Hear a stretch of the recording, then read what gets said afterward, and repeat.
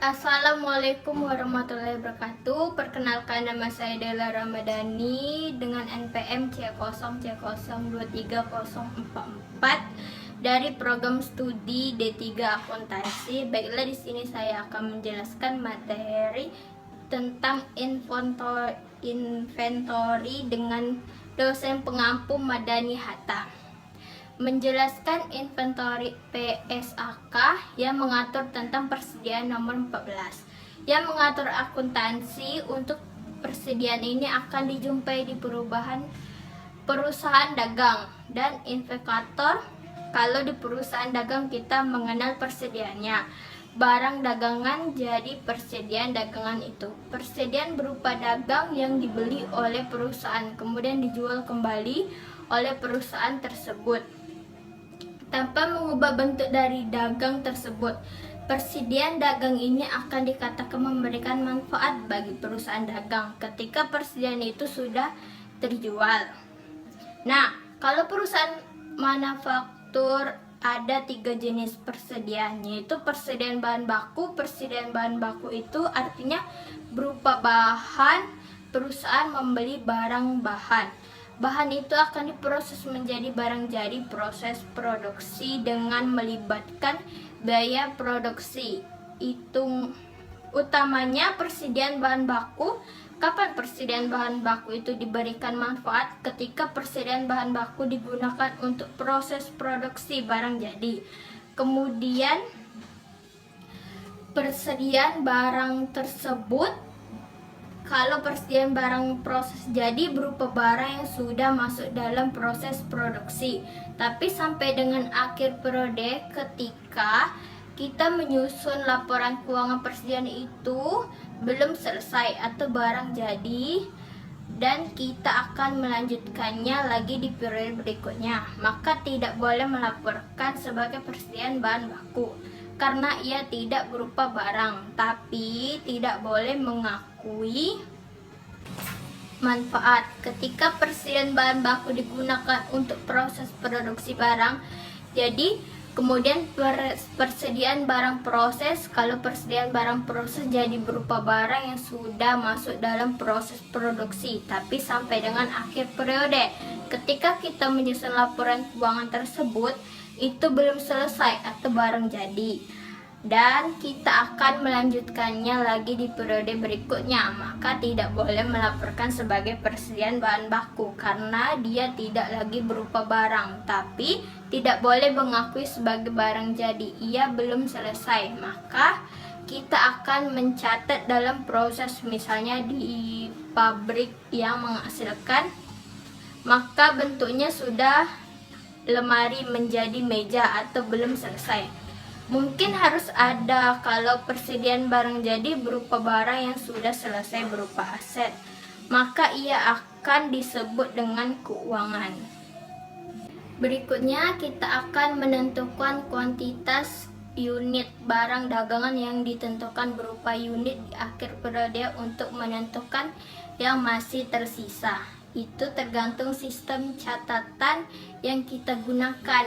Kalau kita sistem virtual, kalau menggunakan sistem virtual, kalau kartu persediaan digunakan untuk mencatat mutasi hubungan dengan barang dagangan untuk kita bertambah, maka akan mengupdate jika barang dagangan itu terjual, maka akan mengupdatekannya persediaan kita dengan cara mengurangi, maka kita mencatatnya beberapa kuantitas dimiliki pada saat ini. Dicatatnya berapa dengan melihat kartu persediaan. Terkadang antara jumlah menurut kartu persediaan berdasarkan realnya. Untuk barang dagangnya sifatnya mengimpor dan satuan. Kalau menggunakan sistem pencatatan periodik, maka tidak menggunakan kartu persediaan untuk mencatat barang tersebut. Berapa kuantitas pada saat ini yang bisa ditetapkan dengan mengetahui perhitungan fisik atau setiap akhir pada periode. Sebelum Anda menyusun laporan uang selama tidak akan melakukan perhitungan fisik, tidak akan mengetahui berapa jumlah persediaan atau unit persediaan barang dagangan yang akan dimiliki. Tidak akan mengetahui berapa jumlah persediaan atau unit persediaan barang dagang yang kita miliki akhir periode. Beda dengan virtual. Kalau tidak menghitung fisik, maka unit kuantitas tidak akan mengetahui melihat kartu. Tapi kalau periodik tidak melakukan perhitungan fisik, maka tidak mengetahui, tidak akan pernah tahu berapa unit atau kuantitas barang yang masih tersisa di akhir periode. Maka perhitungan. Dan selanjutnya, permasalahan dalam menentukan kuantitas persediaan adalah terkait dengan bagaimana kalau ada barang dalam good in transit. Masih dalam ilustrasi, permasalahan good in transit untuk pembelian tanggal keuangan, misalnya kita membeli tanggal 28 Desember 2029, kita menyusun laporan Desember tahun 2019 dikirim dengan 9 Desember, akan diperkirakan persoalan. Kapan mengakui sudah beralih menjadi penjual kepada atau kas ditunggu baik barang. Nah, permasalahan good in transit tersebut untuk pembelian di dekat tanggal laporan kita melakukan Desember. Kita menyusun keuangan 1 Desember 2019, barang dagangan itu beli di Jakarta, dikirim ke Bengkulu, itu dikirim tanggal 28 Desember 2019 melalui perkiraan sampai tanggal 2 Januari. Persoalan menyusun laporan 31 Desember 2019, bagaimana status dari barang dalam masih pengiriman? Maka itu tergantung kesepakatan kita. Kamu beli, kalau syaratnya maka suatu kesepakatan di mana atas barang sudah beralih penjualan. Pembeli gudang, penjual, pembeli barang dagang di Jakarta 22 Desember. Maka status barang itu milik perusahaan kita yang di Bengkulu sejak keluar dari gudangnya. Maka Jakarta jadi sejak 28 Desember, barang itu sudah milik yang ada di kota Bengkulu. Yang menanggung biaya angkut adalah perusahaan kita, karena barang itu dalam pengiriman pengeluaran aset sebagai persediaan barang dagang. Perusahaan yang sudah boleh kita akui sebagai aset perusahaan karena status sudah beralih penjual kepada pembeli sejak tanggal 28 Desember. Tapi karena kesepakatan, maka barang itu baru beralih dari penjual pembeli tunggu sampai di kota Bengkulu sampai 1 Januari, sehingga 31 Desember boleh diambil sebagai aset. Hanya ini menjadi laporan. Dan selanjutnya ada metode penilaian persediaan. Penilaian persediaan adalah menentukan nilai persediaan barang dagang akhir yang akan disajikan. Selanjutnya ada metode penilaian persediaan. Penilaian persediaan adalah menentukan nilai persediaan barang dagang dengan yang akan disajikan sebagai nilai persediaan barang dagangan pada laporan posisi keuangan perusahaan. Yang pertama, metode harga perolehan. Penilaian persediaan menggunakan harga perolehan, artinya nilai persediaan akhir dihitung dengan mengalihkan unit yang tersisa dikalikan dengan harga perolehan per unit.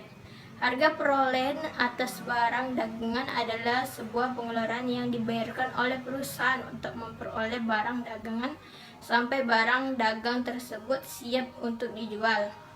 Permasalahan jual. Ketika dalam suatu periode, perusahaan melakukan beberapa kali pembelian barang dagang. Harga perolehan berbeda-beda. Ada beberapa cara menentukan hasil persediaan berdasarkan metode harga perolehannya, itu dengan identifikasi khusus digunakan perusahaan untuk jenis barang yang memiliki kode unik. Misal mobil atau motor yang setiap barang unit memiliki nomor rangka mesin. Nilai persediaan barang yang akhir dihitung untuk unit yang masih tersisa pada akhir periode dikalikan dengan harga perolehan atas barang yang masih tersisa tersebut. Asumsi arus harga perolehan FIFO. FIFO adalah asumsi arus harga perolehan nilai persediaan barang dagangan akhir dihitung dengan mengalihkan unit dengan tersisa dengan harga perolehan per unit. Urut harga perolehan terakhir sedangkan harga pokok.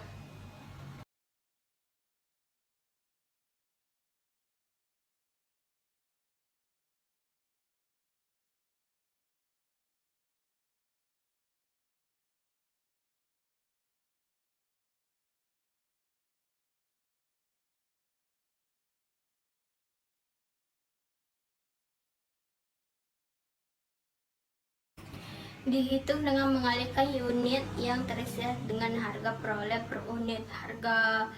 Urut harga perolehan awal sedangkan harga pokok penjualan pada sistem periodik akan dihitung dengan mengurangi harga perolehan atas barang yang terjual dengan nilai persediaan atas barang dagang akhir.